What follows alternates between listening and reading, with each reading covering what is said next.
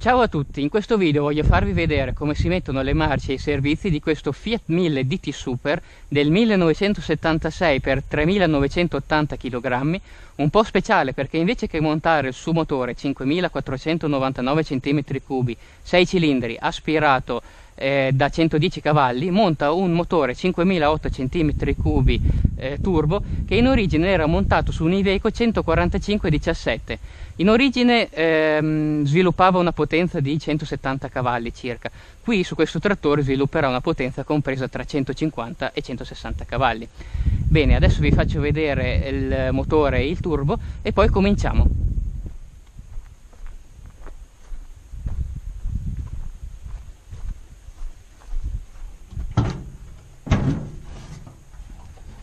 Ecco, qui potete vedere il motore e il turbo.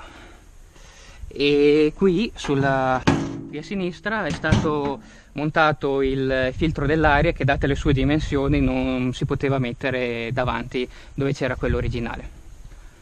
Già che ci siamo, facciamo un giro anche dietro.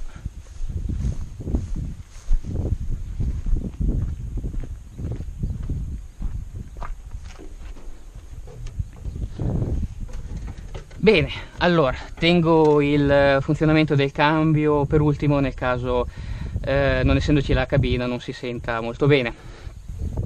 Allora, qua a sinistra troviamo questo interruttore che è l'interruttore delle frecce, destra oppure sinistra, questo manettino in cui è stato messo il lampeggiante, questo pulsante per il clacson e quest'altro manettino che, se ruotato verso sinistra, permetterà di accendere il trattore. Mentre invece qua a destra troviamo questa leva che è la leva dell'acceleratore a mano e una volta tirata tutta verso l'alto permetterà di spegnere il trattore.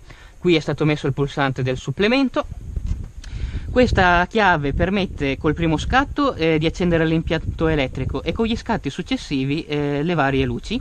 Questa invece è la leva della frizione a mano che si disinnesta portandola verso l'alto, si rinnesta premendola e portandola verso il basso. Qua a destra poi troviamo questa leva che comanda la posizione del sollevatore, mentre invece con quest'altra leva un po' più piccolina controlleremo lo sforzo del sollevatore. Questa è la leva del freno a mano che si tira e si gira a destra per innestarlo e poi gira a sinistra in basso per disinnestarlo.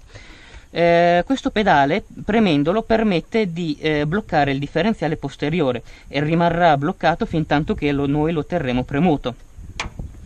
Qui a sinistra invece troviamo questa leva che permette di innestare la doppia trazione portandola indietro, e invece con questa levetta più piccolina potremo selezionare i giri della presa di forza.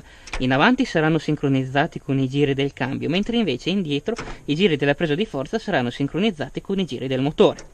Qua al centro poi troviamo queste due leve che comandano due distributori idraulici. Bene, adesso accendo il trattore.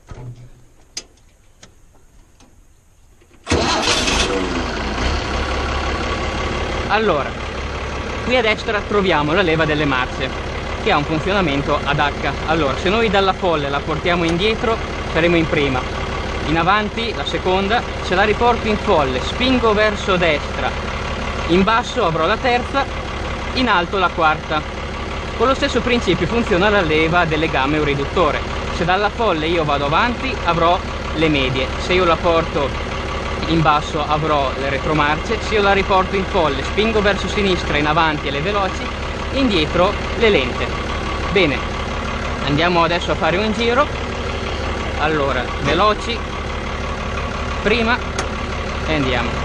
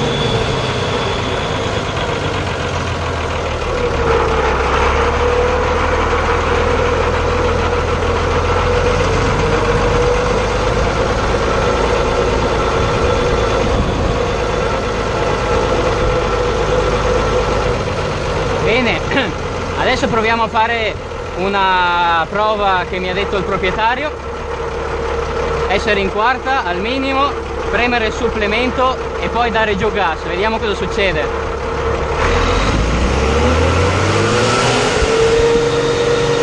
Mamma mia, è impressionante, che accelerazione!